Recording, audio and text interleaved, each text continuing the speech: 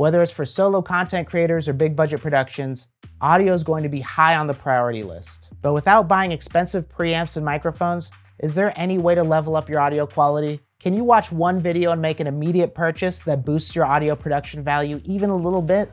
I'll start the list off with a great set of headphones, or cans as the audiophiles call them.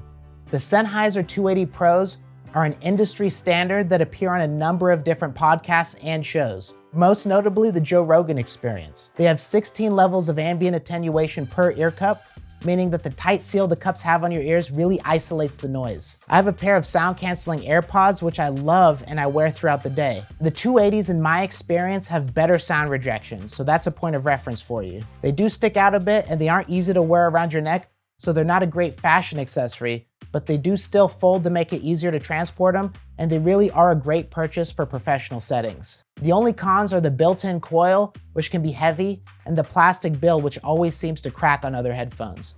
But I've heard of folks who've owned a pair of these for years and they still work great. An honorable mention are the Sony MDR 7506s for around 90 bucks on B&H.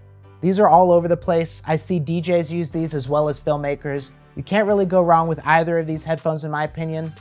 I'm not an audio expert, but from my experience, I enjoy the 280s for the tighter seal. Getting a quality lapel mic is one of the best purchases a videographer can make for under 100 bucks. It's really an essential if you're a solo filmmaker. A boom mic like the Rode VideoMic Pro or the VideoMic NTG is great in a lot of situations, but when you put it in an untreated sound space, you'll notice a lot of the reverb and extra noise from the room that's present in your recordings. Rode's lav mic is omnidirectional, so it mainly picks up the sound within 1 foot of the mic capsule. It's actually really sensitive to distance. I notice a big difference in quality by placing the lav even a few inches higher on my lapel. I personally like the Smarlav Plus because it can record onto an iPhone using apps like Voice Record Pro. It can also be plugged into a DSLR or mirrorless camera using a TRRS to TRS adapter, which is about 15 bucks. Rode released the Wireless Lav GO, which goes onto your camera or Bluetooth audio device without an adapter, but you'll need the SC4 adapter to use it with a phone, so it depends on what you record with more. Even when using boom mics, it's nice to use lav mics as well for recording backup audio in the event that the boom mic fails for whatever reason. Paired with Rode's Wireless GO system, it becomes one of my favorites on the list for a small video production where you can monitor the audio live. For weddings or events where you don't have that luxury of asking for another take, I would go with the Tascam DR10L instead. It records at 2 different levels and the mic screws onto the unit itself. That alone justifies the price if you do those types of videos, but since it's 200 bucks, it's not on this list. If you're filming with your phone, then you can always pick up a Sony recorder at just under 100 bucks. Item number 3 is a moving blanket. These blankets are thick and they do a great job of isolating sound and reducing echo. For 20 bucks, you can pick up 3 of them. One for below the subject and the other 2 for the right and left sides. The downsides for these is that they take up a lot of space and they require more expensive items to hang them up. I use C-stands when possible, but those are around 170 bucks each. So if you have 4 extra light stands and sandbags, you can hang these up with 6-inch spring clamps from Home Depot. It's not the best looking setup, but it works. I use C-stands when I can, but it's not something that a client should fault you for if the end product sounds amazing. I've been to several video production recording studios, and one thing that they have in common is that they all use the DIY method rather than making expensive purchases. Whether it's lighting, cyc walls, teleprompters, professionals in the field are making this stuff themselves and charging in the thousands for space rentals. Several studios have had these very blankets hanging around the walls for soundproofing, and it honestly worked great for me. Some nice items to have if you are using a lavalier microphone are Rycote stickies and fur overcovers. These come in handy if you're trying to conceal the lav mic or if your clothing isn't conducive for lav mic placement. This happened with me during a few shoots where the person being filmed has a high neckline, kind of like right now, actually. Start by taking the windscreen off the lav mic and placing it onto the fresh adhesive. Take an overcover and place it onto the lav mic, pressing firmly for a few seconds.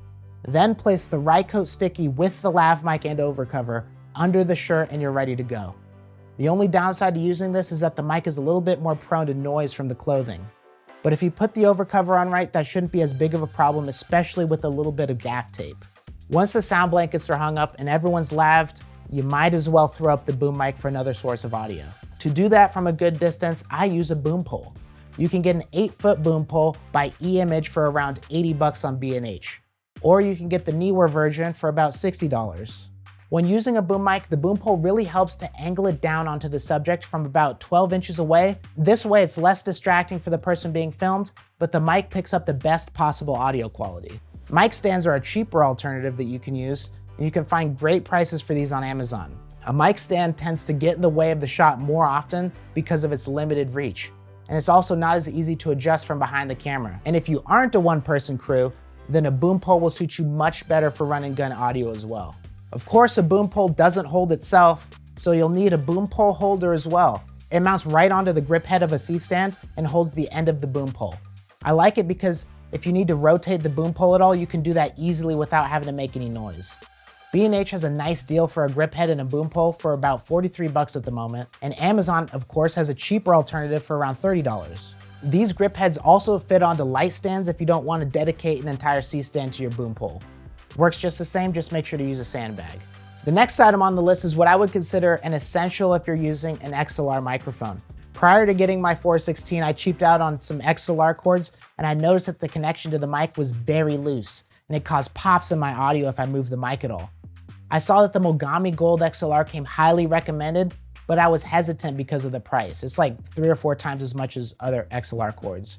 Their lifetime warranty convinced me to get the 15-foot version, and I have to say that the connection is so much more secure, and that makes the difference in price worth it to me. If you added any of these to your shopping cart, or if you found anything I said to be helpful, make sure to like the video and subscribe to the channel if you're interested in more video content. And in the meantime, thank you for watching, and I'll see you next time.